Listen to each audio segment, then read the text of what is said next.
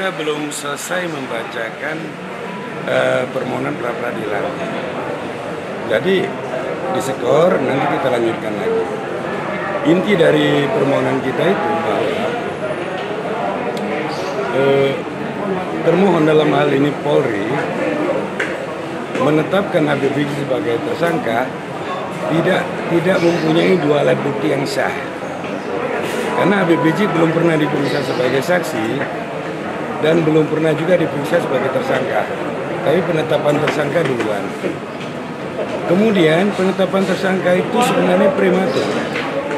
Karena sebelumnya Habib Rizik dipanggil sebagai saksi.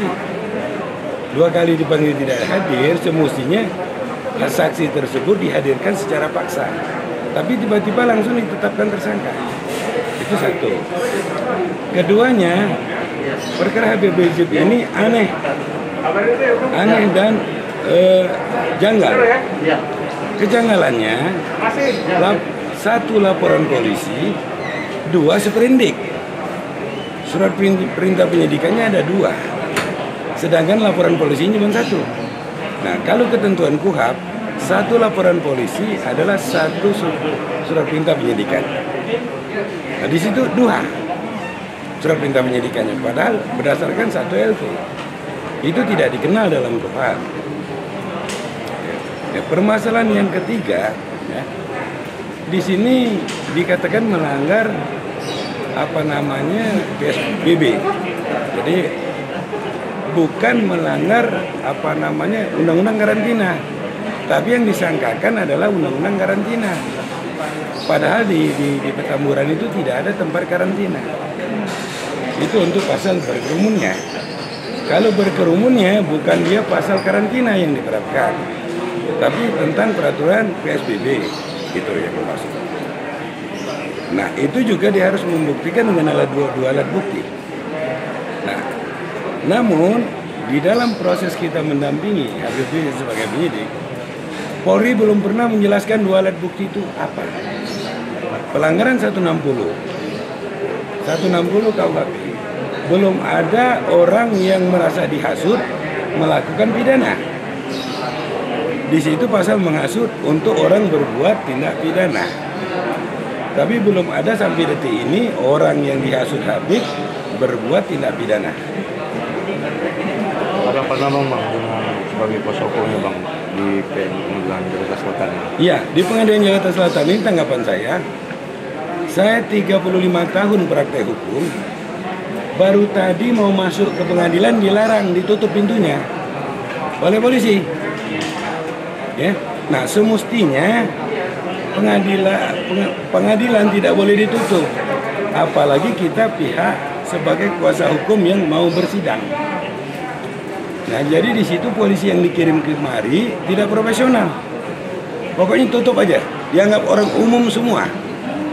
Kita ini bukan orang umum, kita punya kepentingan dengan persidangan Habib Rizik.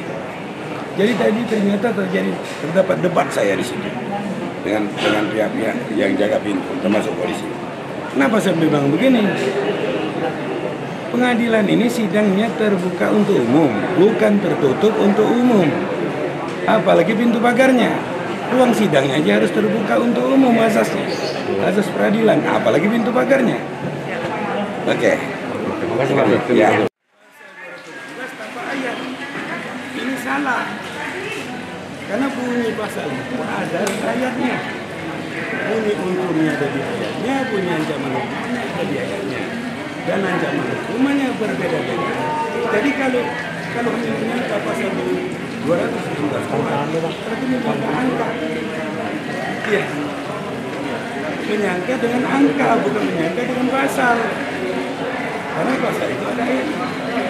Nah, pengalaman saya, 2013 itu, saya sudah menulis pasal 2 yang tanpa ayat pasal 52. Apa bedanya dengan tersangka? Iya, ancaman berbeda dan bunyi unsur itu ada di ayat. Pasal 216 tak ada kata-kata apa, Pak, kosong. Ada kata-katanya di mana? Ada di ayatnya. Jadi dasar gugatan ini mempertanyakan pasal-pasal itu. Dasar gugatannya penetapan tersangka pasal 216 tanpa ayat, batal itu atau tidak sambung. Jadi dianggap pasal-pasal itu sah. Bukan pasal yang ditetapkan 216 tanpa ayat, penetapan tersangka 216 tanpa ayat, itu penetapan tersangka yang tidak sah. Bukan mempersoalkan pasalnya, karena tidak ada ayatnya. Jadi harus jelas gitu, misalnya pasal 216 ayat 1 atau dikenakan 216 ayat 2 Iya. atau dikenakan 216 ayat 3. Iya. Nah ini hanya 216 saja, sedangkan itu ayatnya banyak. Iya. Dan ancamannya beda-beda. Lah yang mana Beda-beda. Habib Rizik kena ini? Iya, Ini kan yang sumir mana? nggak jelas Iya. gitu loh. Iya. Nah, Itulah prematur. iya. Bang, buat besok sendiri gimana dong? Besok ada jawab. Agendanya besok ini jawaban dari termohon gitu ya. Diagendakan jam 1 siang. Gitu. Insya Allah kita juga akan menghadiri gitu kan. Sidang besok. Lalu agenda berikutnya ini hari Rabu, jadi kita tulis ya Bang. Ya betul tertulis. Dan hari Kamis itu agendanya saksi dan ahli dari kita, dari pemohon ya. Lalu Jumat itu agenda dari termohon. Nah gitu kira-kira. Nah mungkin ada tambahan lagi. Bukti kunci untuk pasal 160 tadi seperti Bang Alamsyah bilang harus ada orang yang sudah dipidana akibat kasutan Habib Rizik. Iya, Ya. itu dulu. Nah sampai sekarang itu tidak ada, Iya. sehingga tidak sah jika Habib Rizik sekarang ditetapkan tersangka. Karena faktanya tidak ada sampai sekarang orang yang dipidana karena mengaku atau dihasut oleh Habib Rizik sehingga membuat keonaran dan lain-lain. Itu bukti yang harus ada ya untuk pasal 160.